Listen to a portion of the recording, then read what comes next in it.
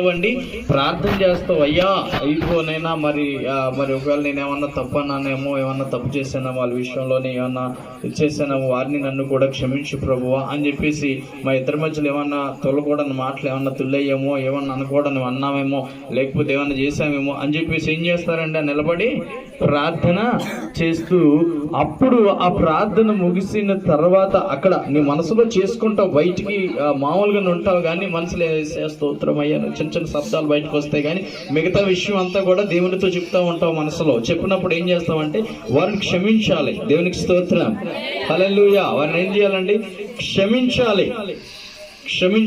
దేవుని నామానికి మహిమ కలుగును గాక. హల్లెలూయా, హల్లెలూయా. దేవుని ప్రియులారా, ఆ క్షమించే గుణము అనేది మనలోని చాలా ప్రధానంగా పనిచేయాలి.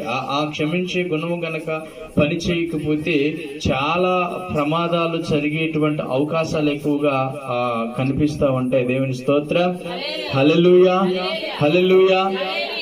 దేవుని ప్రియమైనటువంటి బిడ్డలారా, ఇటువంటి సమయాన్ని మనం ఎప్పుడు కూడా మరి నిలబడి నువ్వేం చేయాలా, ప్రార్థన చేసినప్పుడు ఆ ప్రార్థనను బట్టి నువ్వేం చేయాలి, వారిని క్షమించాలి. ఈ మధ్య కాలంలో నాకు అలాంటిది ఒకటి ఎదురైంది. నాకు అలాంటి సేమ్ సిచ్యువేషన్ కరెక్ట్గా వారం అవుతుంది, అలాంటి సన్నివేశనే ఒకటి ఎదురైంది. ఆ లిటికేషన్లో ఉన్న దాంట్లోని ఏదో సమస్య జరుగుతున్నప్పుడు మనం వెళ్ళి ఆపినప్పుడు, వాగ్వాదం జరిగినప్పుడు నిజంగా రియల్ గా ఆ రోజు కనుక నేను వెళ్ళి అక్కడికి వచ్చినటువంటి ఆ పోలీసు వారు చెప్పింది ఏంటంటే, మీరు వెళ్ళి కేసు పెట్టండి ఏం కదా అని చెప్పేసి. నిజంగా కనుక నేను కనుక కేసు పెడితే లిటిగేషన్ లో ఉన్న దానిలో అడుగు ఎవరెవరు పెట్టారో వాళ్ళందరినీ తీసుకెళ్లి కోర్టులు వేసేస్తారు. ఇంకెక్కడ ఎయ్యరు అనమాట. ఏదైనా లిటిగేషన్ లో ఉన్న దాని మీద ఎవరైనా కానీ అడుగు పెట్టారంటే వారిని తీసుకెళ్లి ఎక్కడేస్తారంటే ఈ దరిదాపుల్లో వేయరనమాట, సబ్ జైలు ఇంకా సెంట్రల్ జైలుకి తీసుకెళ్తారు అనమాట. అంత పరిస్థితి ఏర్పడుతుంది.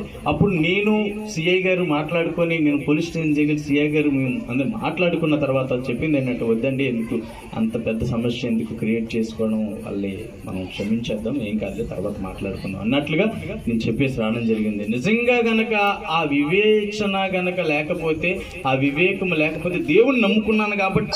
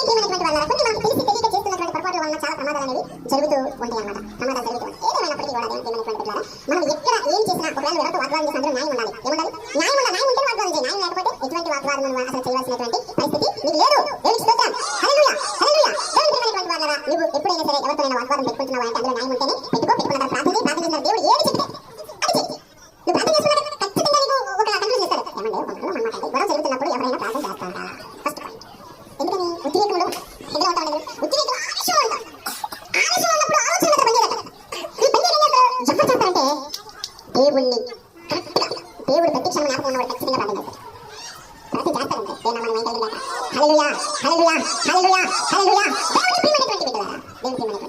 మనము ఏది చేసిన న్యాయం అయితేనే అది నువ్వు నిలబడి ప్రార్థన చేసిన ప్రార్థన ఏమవుతుందండి, నిన్ను ఆ సమయంలో కనుక నువ్వు నిజంగా ప్రార్థన చేస్తే కనుక దేవుడు ఆలోచిస్తాడు.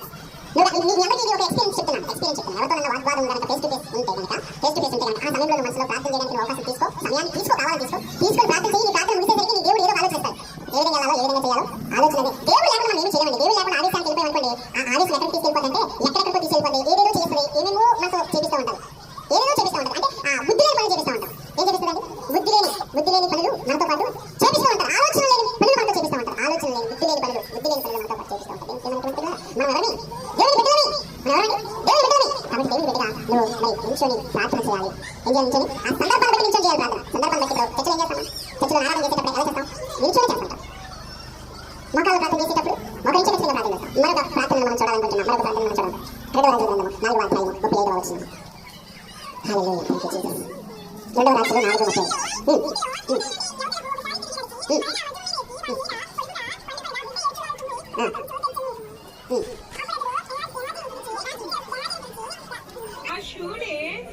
వీరాలిని పిలుచుకొని రమ్మనగా వాడు ఆమెను పిలిచెను.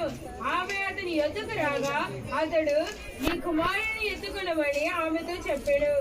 ఇక్కడ చూడండి, ఇక్కడ విషయం ఏంటంటే నడుచుకుంటూ ఏమున్నదండి అక్కడ, నడుచుకుంటూ అంతటా ఆమె లోపలికి వచ్చి అతని కాళ్ళ మీద సాష్టాంగపడి లేచి కుమారుని ఎత్తుకొని పోయెను. దేవునికి స్తోత్రం.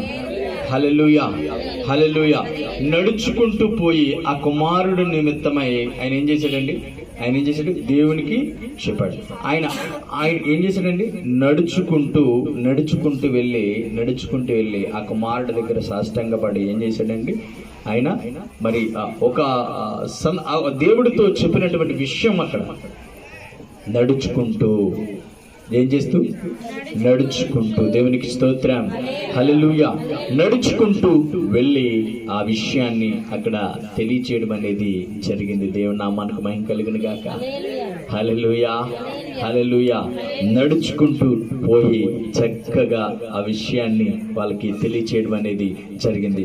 ఇంకొక విషయం మనం ఇక్కడ చూడబోతున్నాం. నిర్గమకాండం 34వ అధ్యాయం 8వ వచనము. నిర్గమకాండము 34వ అధ్యాయము 8వ వచనాన్ని చూద్దాం. అందుకు మోషే త్వరపడి నేల వరకు తల వంచుకొని నమస్కారము చేసి, ప్రభువా, నా మీద నీకు కటాక్షము కలిగిన ఎడల నా మనవి ఆలకించుము. దయచేసి నా ప్రభువా మా మధ్య నుండి మాతో కూడా రావలెను. వీరు లోబడినొల్లని ప్రజలు మా దోషములు పాపములు క్షమించి మమ్మల్ని స్వాస్థ్యంగా చేసుకొనుమనెను. చూడండి ఎంత చక్కగా ప్రార్థన చేస్తున్నాడంటే, వంగి ఏం చేశాడండి, వంగి సాష్టాంగపడి నమస్కారం చేశాడు. దేవునికి స్తోత్రం. హల్లెలూయా, హల్లెలూయా. ఇక్కడ మోషేని మనం చూసినట్లయితే వంగి సాష్టాంగపడి ఏం చేశాడండి, ఆయన వంగి సాష్టాంగపడి దేవునికి ప్రార్థన చేశాడు. వంగి సాష్టాంగపడి ప్రార్థన చేశాడు. ఏం చేశాడంట, వంగి ప్రార్థన చేశాడు.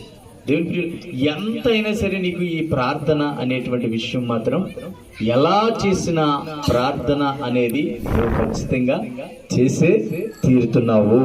నువ్వు వంగి